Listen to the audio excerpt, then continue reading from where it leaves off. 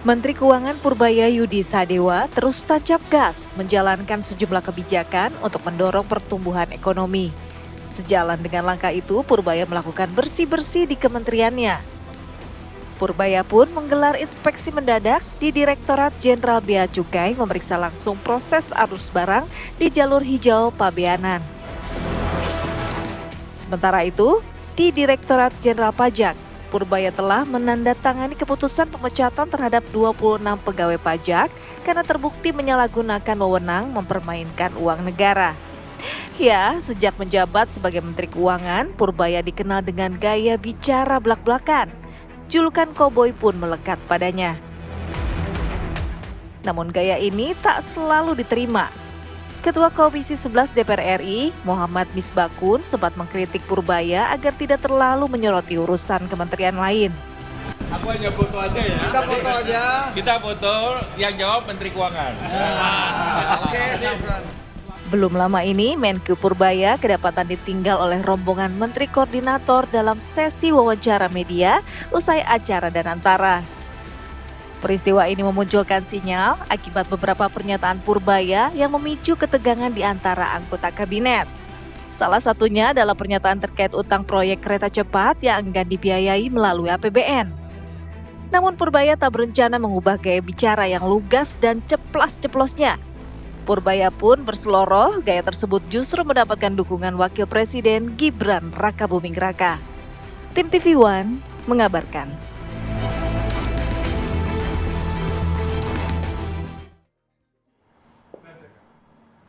Menkyu Purbaya ini kemudian menjadi bintang di sosial media. Oke. Bahkan juga di masyarakat menjadi idola baru. Kalau Philip bilang idola apa? Ini idola Gen Z begitu ya, bagaimana kemudian masyarakat juga mulai mencintai. Tapi kan yang kemudian menjadi ramai, apakah memang Pak Purbaya ini merupakan sosok idola baru di finansial atau justru menjadi sosok yang kontroversial? Nah. Karena di beberapa kesempatan juga kita melihat bagaimana gestur, gimmick-gimmick dari beberapa kementerian Kabinet Merah Putih juga yang dalam tanda kutip ya, mereka menilai kok mulai agak menjauh nih dari Pak Purbaya. Nah, Ini kita akan bahas ya dengan pakarnya. Sudah hadir di studio. Ada pakar komunikasi politik Bang Effendi Ghazali. Selamat pagi Bang Ege. Selamat pagi Bang Ege. Gak ngomongin bola pagi ini, ngomongin nanti ekonomi. lompatnya dari bola. Oke. Oke, kemudian ada ekonom dan pakar pasar modal Bang Lucky Bayu Purnomo. Selamat Pagi, Bang Lucky. Lucky. Saya mau langsung ke Bang Ege yang tadi kayaknya langsung cengengesan begitu ya pas saya sampaikan bagaimana kemudian gestur dari Pak Purbaya yang memang mulai diidolakan oleh rakyat kita, tapi kok seperti pedang bermata dua, bagaimana kemudian beberapa kabinet Merah Putih kok sepertinya mulai agak serem nih kayaknya ada Pak Purbaya begitu. Melihatnya seperti apa, Bang? Jadi untuk jawab pendeknya, mula-mula kontroversial ya, harus diakui ada beberapa pernyataan kontroversial, lalu masuk ke tune-in. Kalau mau diangkat ke level teori, nggak usah panjang-panjang, dulu simulakra, sekarang masuknya ke algoritma rasa. Rasa. Ya kan? Rasa kan? Iya. Yang Anda bahas ini rasa. Sehingga kalau tadi pertanyaannya apakah antara realita dengan pencitraan, kurang lebih begitu, ini pelan-pelan harus mulai menyatu. Saya ngambil contoh siapa yang sudah berpengalaman, kemudian apa akibatnya bagi publik ya. Nih, walaupun contohnya bola, tapi menarik kan?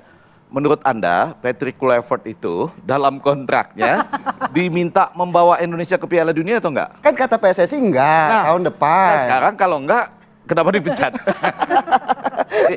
Oke, ini seperti analoginya seperti bola begitu ya? Kan? Artinya akhirnya untuk memuaskan hasrat media begitu sosial, ya? Media sosial dipecat. Oke. Dulu STY waktu Piala AFF 2024 itu di kontraknya harus juara atau regenerasi pemain.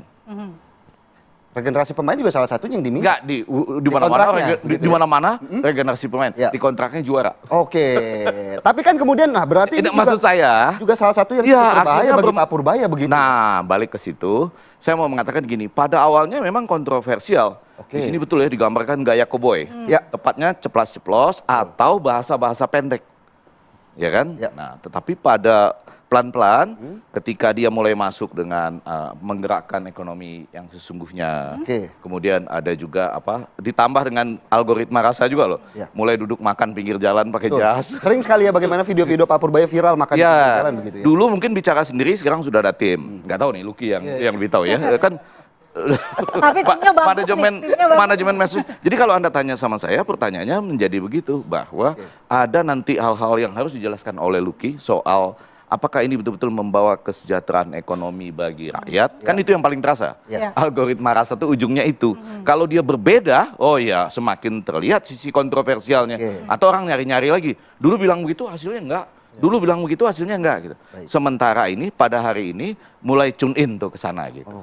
Tapi untuk seorang Menkyu, gaya komunikasi seperti itu apakah tidak masalah? Ini yang menjadi menarik, yang harus diteliti nih. Biasanya Menkeu, Menteri Keuangan itu harus mencerminkan hal-hal yang stabil. Bicara sedikit gitu ya pada waktu-waktu yang tepat gitu. Bahkan kalau Sri Mulyani dulu ada kegiatan tertentu misalnya sama keluarga atau apa itu menjadi menarik kan gitu. Karena nggak terlalu banyak dilakukan gitu. Kalau ini kan ya memang koboi gitu. Jadi nah, apakah ini tetap bisa menjamin stabilitas ekonomi ditambah dengan terobosan-terobosan misalnya tadi ya, menggerakkan ekonomi rakyat 200 triliun ya, Betul. mulai disebar. Dana yang himbara ya. Yang terakhir ada juga beberapa isu yang kontroversial nanti kalau kita mau masuk ke situ. Satgas BLBI bubarin lah katanya, ya kan? Ditambah lagi misalnya yang paling menarik justru menurut saya adalah dia mampu menunjukkan kalau dulu kata orang, ah ini kan orangnya Pak Luhut. Betul ya? Betul. Ketika ada usulan family office, Malah justru ditolak. dia bilang enggak. Family office itu adalah orang-orang terkaya dari mana-mana, itu diajak berinvestasi di Indonesia gitu ya, diberikan kemudahan-kemudahan dengan catatan itu akan menggerakkan ekonomi rakyat gitu ya, ada multiplier effect-nya gitu ya, sejauh pemahaman saya gitu. Terus ditanya kepada dia bilang enggak, itu mendingan urusan privat aja lah gitu, jangan bawa APBN. Ini kan menjadi menarik, karena orang dulu bilang enggak, ini orangnya Pak Luhut misalnya gitu ya, sempat gitu. Nah, Anda lihat ya beberapa hal ini, arahnya dibaca oleh Gen Z gitu sebagai boleh nih, mari kita lihat selanjutnya apa gitu. Oke, Bang Luki mungkin Purbaya efek ini dampaknya untuk ekonomi dan pasar modal seperti apa? Ya, jadi kalau kita ingin buat satu landscape ya, nah saya akan jelaskan tahap demi tahap. Pertama tadi bicara masalah efek ya. Jadi efek itu kalau di pasar modal dan di dunia ekonomi itu pasti ada. Karena efek itu dihasilkan dari perasaan sensitif dan perasaan reaktif. Nah, kalau kita mau hubungkan rasa tadi. Nah, jadi pertama buktinya apa? Nah, bukti pasar itu sudah reaktif dan sensitif itu adalah indeks harga saham gabungan yang pada Jumat kemarin ditutup di angka 7.915. Nah, jauh sebelum itu indeks itu belum pernah mencapai teritori tersebut. Artinya apa? Indeks sempat menguji level tertinggi yang sudah dicapai per akhir pekan kemarin. Nah, level tertinggi tersebut menjadi salah satu indikator bahwa pasar sensitif dan reaktif terhadap efek adanya PYS, Purbaya Yudi Sadewa gitu. Nah, kemudian yang kedua, kalau kita lihat segala tindakannya itu ingin mencerminkan kemurnian. Jadi apa yang dilakukan itu memang ya begitulah orang pasar yang ingin menjelaskan tindakannya dan sikapnya itu murni berdasarkan apa yang dipikirkan gitu. Artinya Pak Purbaya sejauh ini dari awal kepemimpinannya memperbaiki sentimen pasar melalui bagaimana reaksi masyarakat terlebih dahulu seperti itu. Kalau melihatnya, Bang Luki. Apakah harga berubah karena persepsi pasar, ataukah persepsi pasar yang merubah harga? Nah, jadi dua komponen itu secara saintifik ada namanya signaling teori. Ya kalau kita prakteknya, jadi saya akan bicara teori dan praktek nih. Jadi signaling teori itu harus di-trigger, sinyalnya apa? Contoh, kita kaya bersama, ya kan? Nanti kita kaya bersama itu salah satu trigger. Nah, tapi kenyataannya dalam signaling teori, sinyal itu diberikan dan pasar menyambut sinyal itu. Artinya bisa komunikasi. Ada perangkat, ada device-nya, ada sinyalnya. Kalau yang dulu, kalau saya nanti berhasil membangun ekonomi sampai 6 dan 7%, rakyat tidak akan demo, akan sibuk cari kerja dan makan enak. Ya. Itu signaling baru. Ya, itu signaling. Belum sampai ke sana ya, rakyat kita belum makan enak kan. Ya, tapi sinyalnya ke sana. Oh. Nah, ini jadi ini menarik loh, di algoritma rasa mengatakan Iya. rasanya itu harus ada. Rasa dulu terlebih dahulu, Oh iya ya. dong, contohnya gini, kita walaupun kita bertengkar sekarang soal sepak bola, Iya. itu sudah sampai babak keempat loh gitu. Ya, betul. Betul Rasa ya? cinta juga rasa Jadi, bangga Iya, juga. kalau dia rasa- cuma berhenti di rasa- tingkat kedua, kalau dia cuma berhenti di babak kedua, nggak jalan Ini algoritma Bang, rasanya. rasa enak dulu nanti tambah. Rasa bangga Itu begitu ya. logis ya. Itu pertaruhan juga dengan Rocky Gerung ya. Iya. Katanya kalau itu tercapai, Rocky Gerung minta maaf. Minta maaf ya. Nah jadi itulah kira-kira sudah ada rasa dan memang harus dibuktikan. Artinya apa? Pengaruh pasar itu mengakibatkan efek. Efek yang paling murni kita lihat adalah kinerja indeks harga saham gabungan. Yang kedua, ketika adanya tindakan-tindakan seperti apa rilis 200 triliun. Kalau kami melihat ya, dulu kita melihat nota APBN, kemudian kebijakan, kemudian era APBN, zaman dulu ada banyak sekali kebijakan. Kita lihat itu dalam kondisi yang statis. Oke. Oh berarti apa? Anggaran daerah sekian, kemudian nanti untuk belanja sekian, KL, Kementerian Lembaga sekian. Kita lihat statis. Apakah sektor-sektor yang menarik dalam formasi APBN tersebut? Nah itu kita lihat dalam kondisi statis karena apa? Sudah dianggarkan, apakah rilis atau tidak misalnya gitu. Nah sekarang kita melihat dalam kondisi yang dinamis. Dinamis itu apa? Apakah sektor, ya, apakah itu plantation, kemudian banking, kemudian mining dan sebagainya, itu sesuai tidak dengan kebijakan. Jadi kita lihat APBN ini justru sekarang menjadi instrumen, sinyal yang mempengaruhi pasar. Kondisi pasar juga mempengaruhi apresiasi untuk APBN. Oleh sebab itu kita lihat GDP kita yang terakhir yang ada di 5,12, menurut pendapat saya itu targetnya ada di 5,6, ya, ke depan 5,6. Kemudian indeks harga saham gabungan. Penutupan terakhir di 7.915, itu targetnya ke depan ada di 8.200.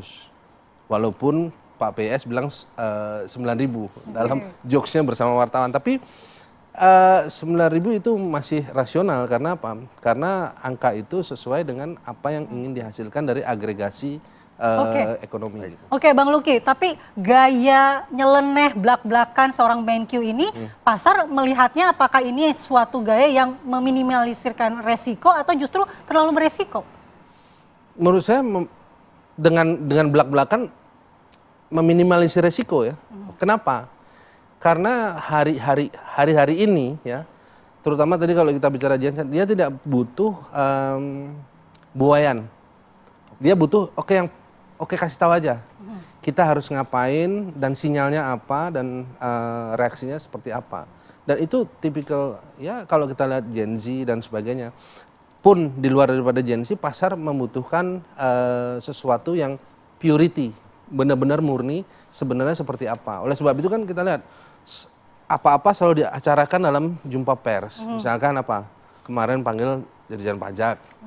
Kemarin deklarasi apa ya? Membaca surat aduan, membuka nomor telepon. Nah itu. Jadi itu juga menarik. Jadi artinya kan selalu ada tadi dua gaya kita ya, Menteri Keuangan yang relatif konservatif, stabil dengan harapan ekonominya stabil, tidak ada gejolak di pasar modal dan lain-lain. Tetapi sekarang ada gaya baru nih, Anda sebut gaya koboi, ada sebut gaya ceplas-ceplos begitu ya. Nah, tetapi memang dalam perjalanan itu memang ada beberapa hal yang biasanya suka dianggap terobosan, padahalnya enggak juga gitu. Coba Anda lihat, halo Pak Wapres, ingat ya? Aduan, Ini bikin halo BenQ nih. aduan, Aduan, betul. Mana coba? Apa coba? Dulu ada SMS khusus ke presiden, ingat ya? Pada zaman Pak SBY ya, atau apa namanya? Ya pokoknya nomor langsung lah. Ini sama nih. Apakah betul? Aduannya banyak pasti loh. Iya, iya. Kalau aduan pajak, bea cukai gitu, pasti banyak. 15.000 Satu katanya, atau dua dibawa ke konferensi pers. Ya. Nah, mudah-mudahan itu menimbulkan efek getar, Ya. kemudian bawa bukan efek jerah. Di Indonesia nggak ada jerah, Pak. Getar lah minimal, gitu, ya kan? Tapi efek getar bahwa hal yang sama tidak bisa terjadi lagi, akan ditindak. Cuma biasanya membuka ini seperti nomor pribadi itu dalam komunikasi nggak ada itu sebetulnya. Oke. Anda mau berhadapan dengan 15.000. Itu dia. Tapi kan kalau kita kemudian lihat gaya dari Pak Purbaya melakukan belusukan, Ya, kemudian gaya bicaranya yang tadi Bang Effendi juga bilang ceplas-ceplos. Ini sepertinya kita sudah pernah melihat di Indonesia dari dua gaya ini. begitu. Ya, banyak Mungkin lah sebelumnya. Lebih kita melihatnya di era di tahun 2014 ke atas hingga Iya, iya. 2024. Banyak lah. Anda mau yang biasa-biasa aja atau sampai yang luar biasa? Nah, nanti kita akan yang mau yang biasa atau yang luar biasa seperti apa di segmen selanjutnya. Tetaplah bersama kami di Apa Kabar Indonesia Pagi.